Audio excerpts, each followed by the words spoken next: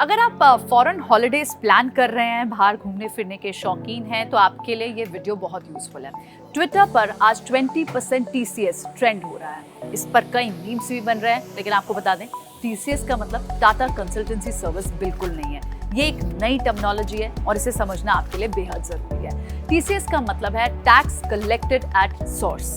केंद्र सरकार ने 16 मई से अब जब भी आप कहीं किसी बाहर फॉरेन कंट्री में क्रेडिट कार्ड से कोई पेमेंट करेंगे तो RBI की लिबरलाइज्ड रेमिटेंस स्कीम यानी LRS के अंदर इसके अधीन होगी है। और इसका मतलब ये है कि अगर आपने इंटरनेशनल क्रेडिट कार्ड से कोई इंटरनेशनल पेमेंट की है तो आपको उस पेमेंट पर 20% का TCS यानी ये पर्टिकुलर टैक्स भी देना पड़ेगा।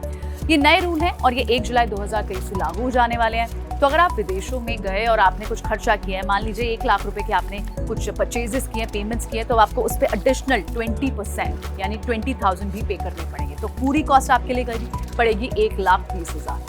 अब आपके दिमाग में बात आ रही होगी कि LRS क्या होता है, पहले विदेशों में खर्च करने पर गवर्नमेंट कितना टैक्स लेती थी। आइए इन सवालों के जवाब भी ढूंढ लेते हैं। पहले बात करते हैं कि क्या होता है LRS। तो LRS का मतलब है लिबरलाइज्ड रेमिटेंस स्कीम। आपने रेमिटेंस शब्द तो कई बार सुना होगा, जिसका मतलब होता है देश से बाहर पैसा भेजना। जैसे करोड़ों भारतीय देश से बाहर रहते हैं और हमारे देश से करोड़ों रुपए, हजारों करोड़ रुपए हर साल भेजते भी हैं। उसी तरह से हमारे देश से भी जब लोग विदेशों में पैसा भेजते हैं, ये भी रेमिटेंस के दायरे में ही आता है। और हर सरकार अपने देश से बाहर पैसा भेजने पर एक कंट्रोल रखना चाहती है और इसी कंट्रोल के लिए सरकार ने 2004 में LRS को इंट्रोड्यूस किया। तब मात्र $25,000 विदेश भेजने की इजाजत थी, लेकिन अब इसे बढ़ा दिया गया। अब आप लगभग $2.5 लाख तक भी बाहर भेज सकते हैं, जो कि कुल मिला के इंडियन करेंसी में 2 करोड़ रुपए होते हैं। इससे ज्यादा अगर आप पैसे भेजते हैं तो आपको RBI से परमिशन लेनी होगी। लेकिन ऐसा नहीं है कि सरकार सिर्फ देश से बाहर पैसा भेजने पर ही कंट्रोल रखना चाहती है, बल्कि देश से बाहर पैसे भेजने पर सरकार उस पर अब टैक्स भी लगा रही है। पहले विदेशी टूर पैकेजेस और LRS पर लगभग 5% का TCS लगता था, लेकिन बजट में, इस साल के बजट में इसे बढ़ाकर अब 20% TCS कर दिया गया।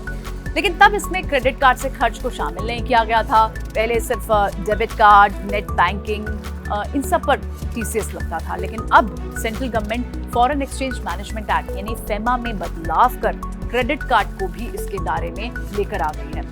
तो अब किस पर असर होगा इस TCS का? तो जो लोग भी फॉरेन हॉलिडेज जा रहे हैं, प्लानिंग कर रहे हैं, उन्हें ये मानकर चलना होगा कि आपको ये एडिशनल टैक्स तो पे करना है, 20% TCS। एक्सपर्ट्स मान रहे हैं कि HNIs को कैश फ्लो की इस पर समस्या आ सकती है। साथ ही कई लोगों को ज्यादा टैक्स भी चुकाना पड़ सकता है। हालांकि आप इस TCS को टैक्स रिटर्न फाइलिंग के दौरान क्लेम कर सकते हैं, लेकिन तब तक के लिए आपका पैसा तो फंसा ही रहेगा। तो अब आप कमेंट करके हमें जरूर बताएं कि सरकार के इस कदम पर आपका क्या कहना है।